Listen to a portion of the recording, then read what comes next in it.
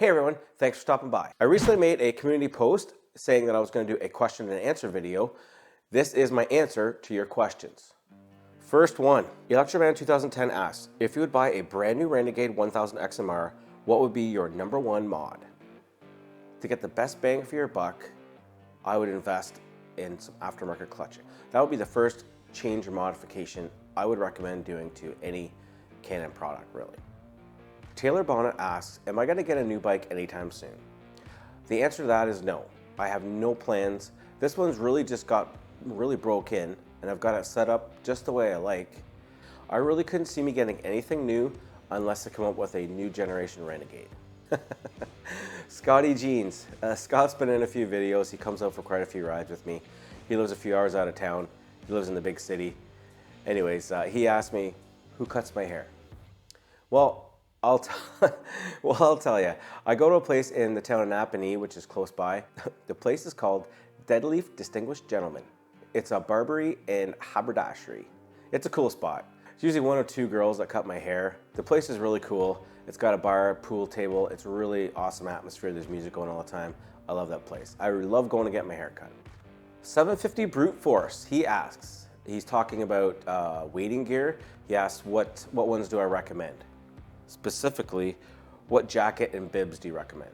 Well, when you're going with a set of fin trails, I would highly recommend the Mud Rider jacket. It's a little bit more expensive, but the way the cuffs on that, they work awesome. They really do. Now, when it comes to the pants, it really depends on the type of riding you do. If you really get into the mucky stuff, then I would go for the heavier duty ones that cost a little bit more money. Another question, also from Taylor Bonnet. He wants to know if I'm gonna get a different tire. Well, if you've been following the channel for a while, I did get myself a set of Assassinators, and they're cut and grooved, and I'm really liking those. I'm gonna save those mostly for muskeg riding, but I still have my Aztecs. I'm gonna use them, but the thing is, I gotta get myself another set of wheels. When it does come to tires, I have thought about maybe getting a set of trail tires. We'll see. It really just comes down to budget, man. It really does. Doesn't everything?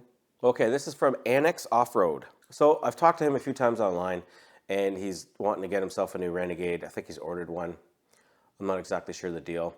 But his question is, are the Texas Can Am dealers, are they competent, or should I get somebody else to work on it? So when it comes to power sports and dealerships, they're all up and down. You need to hook yourself up with a dealership that has your back. Most dealerships are going to have competent techs, but it really comes down to how the place is supervised, what they let go, those types of things. When it comes to the dealer's going to look after your warranty for you, and I would highly recommend that you get extended warranty, especially if you have like an XMR or you ride your thing hard. It's a no-brainer getting a warranty. Second part to his question is, should I get stuff done at the dealership when I first buy it, or should I take it somewhere else and get some stuff done? He's referring to a Renegade, I believe, with the Rad Relocate install. Well, anything that you get done at the dealership is going to be covered under warranty. If they install it, something goes wrong, they're going to fix it. Loud and Proud ATV asks, do you have any future mods in mind, whether it be visual or performance? Well, I do have a couple things. Nothing earth-shattering. I've pretty well done everything I wanted to. I got these brackets for the rear fenders. It's from a guy in Ontario. He gave me a bit of a discount and I'd try them out. They're steel, they're okay. They don't blow my hair back. I don't know, they're not even painted that great, but we'll give them a try. It's gotta be better than the stock stuff, right? I'm getting a new set of taillights. My buddy Josh, if you would have seen some videos from about this time last year, January last year, he started making some Renegade and Outlander taillights.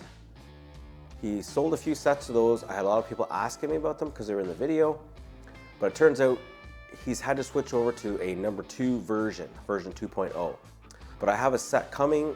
They should be coming very soon, and they are RGB. You can change the color of them. They can go to music and stuff like that if you want. I don't know. Once I get those on there, I'll show you how I install them, and I'll do a video about that. They do look pretty cool, I gotta say. Turkmaster 45, he asks, how do you feel about the mid-bore class of bikes, 500 to 700 cc's? Well, I gotta tell you, ever since my wife got her 570 XMR Outlander, right over here, I've driven it quite a bit in the last few months, and I really like it. It's a lot of fun just the way it is. It really is. It would be nice to bump the power up on this one a little bit to the 650 because it's actually a 650 engine that's detuned. There's a lot of people that like the 650 engine.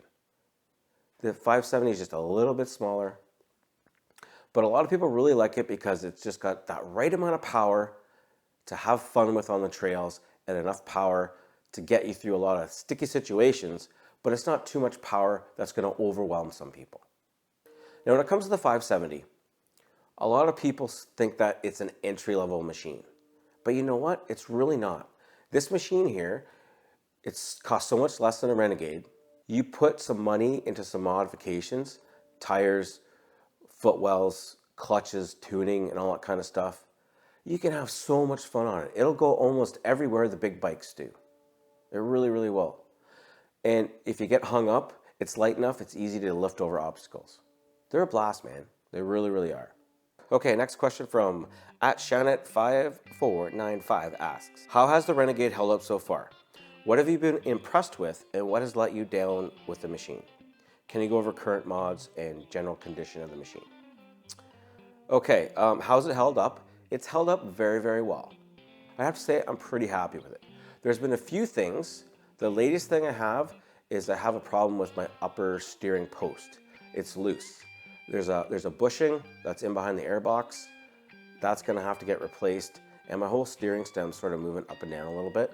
So I gotta get that addressed. The lower steering stem, I did a fix on that myself. That's a common issue. The other common issue that's been happening in 2020 and 21 especially bikes is in the front diff. It's not the front differential itself. It has to do with the build quality.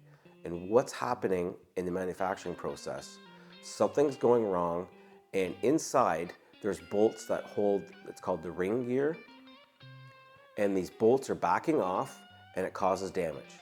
And that's what happened to my machine. I got really no warning at all. All of a sudden, I lost four-wheel drive. And by the end of the ride, just getting out of the bush, she started making all kinds of grinding and bad noises. And it eventually even put a little hole inside the case. But it was covered under warranty. Now, that's something that it's a manufacturing process that should be fixed. It really shouldn't be an issue. So other than that, the front diffs are tough. The four-lock works awesome. So the other thing that let me down was the gearbox. And I have a whole video talking about that. There's some issues with the gearbox. It can come out of gear and something gets bent in there, and then eventually it's going to cause you problems. And the biggest downfall with that is BRP says it's not covered under warranty. It makes no sense to me. Now let's refer back to what I talked about, having a dealer that has your back. My dealer fixed it for me. Didn't cost me anything other than my deductible. You know what's really sad? As a buyer of a new machine, you think out of the box it should be ready to go, but unfortunately you got to go and check all your clamps and your snorkel system.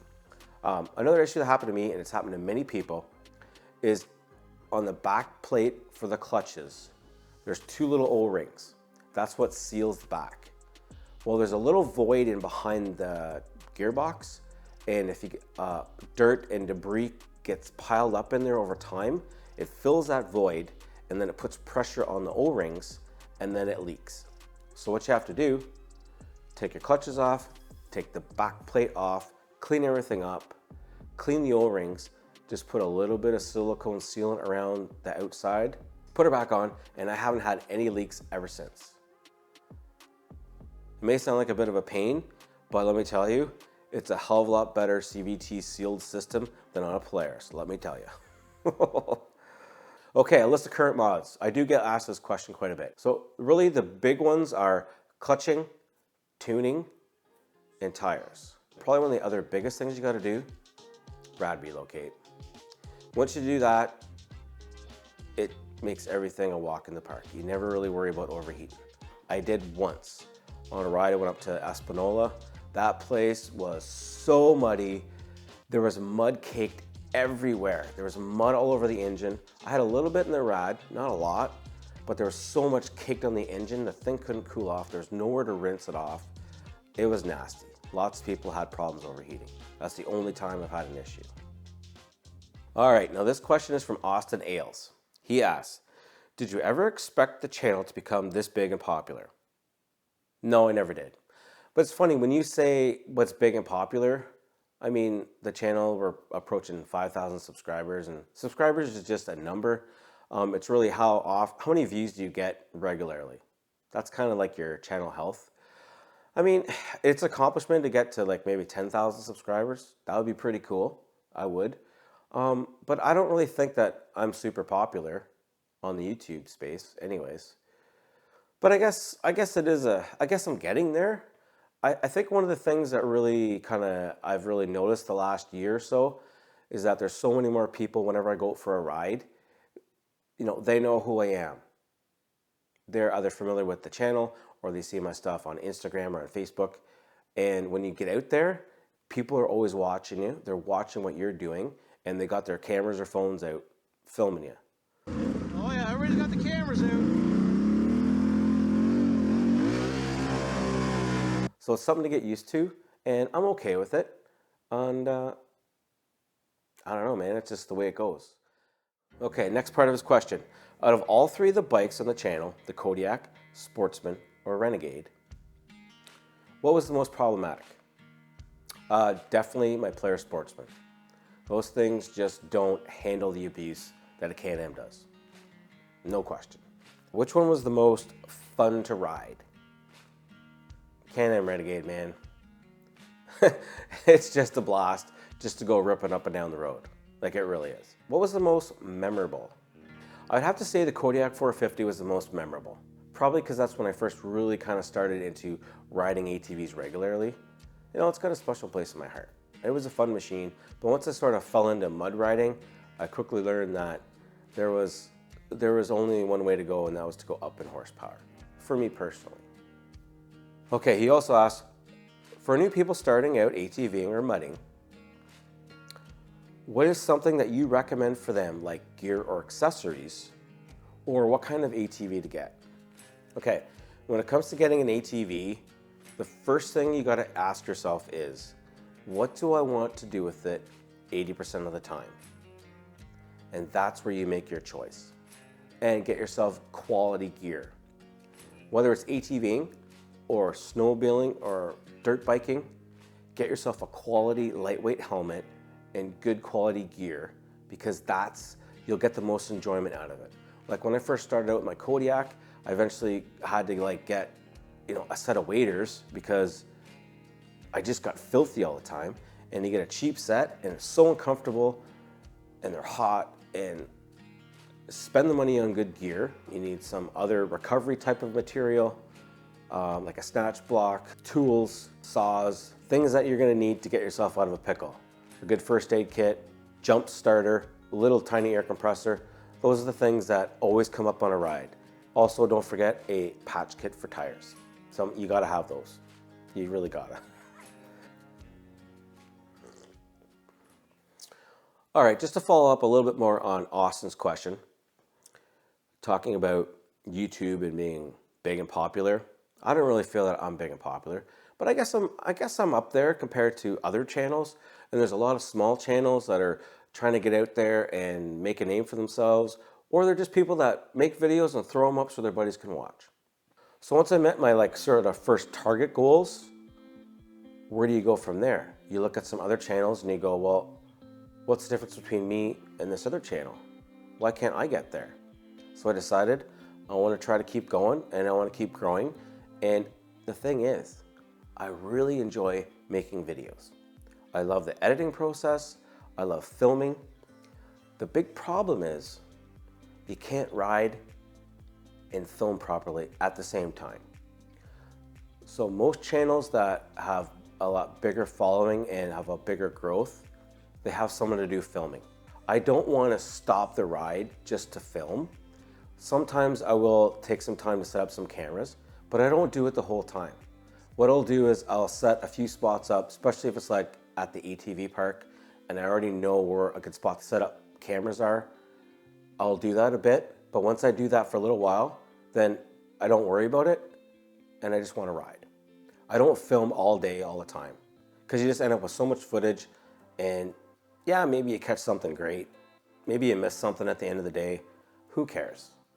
It's all about enjoying the ride. So now when I first started the channel, Adventures This Way, the idea was focused around all the different things that I would do, my adventures. But everything sort of got narrowed into, mud riding. So I kind of want to branch away from that a little bit. It's still going to happen quite a bit, but I'm going to branch off and try to do some other videos a little bit differently, do some more things in the outdoors. It's still going to be centered around the ATVs, and we'll go from there. And like I've always said, it doesn't matter what you ride, as long as you get out there and enjoy the ride. It doesn't matter how big your tires are or how big your machine is. The fact is, if you get out there and ride and enjoy yourself, that's what it's all about. That's totally what it's all about. One thing quick I wanted to mention is ways to support the channel. Don't forget I have a website, adventuresthisway.com. You can pick up some of these cool microfiber wipers. Just put in an order for some t-shirts. Actually, I gotta go pick them up later today. I just got a small order, limited editions. So hopefully those goes fast. And if they do, I'll get some more. I love reading all your comments. Well, even the stupid comments, they're not from fans, but I get so many great comments, that I've connected with them, and thanks for your recommendation. This is the machine I bought, or I've learned so much about riding from you. And you know what? That means a lot. I appreciate it. Thanks so much for watching, and I'll see you in the next one.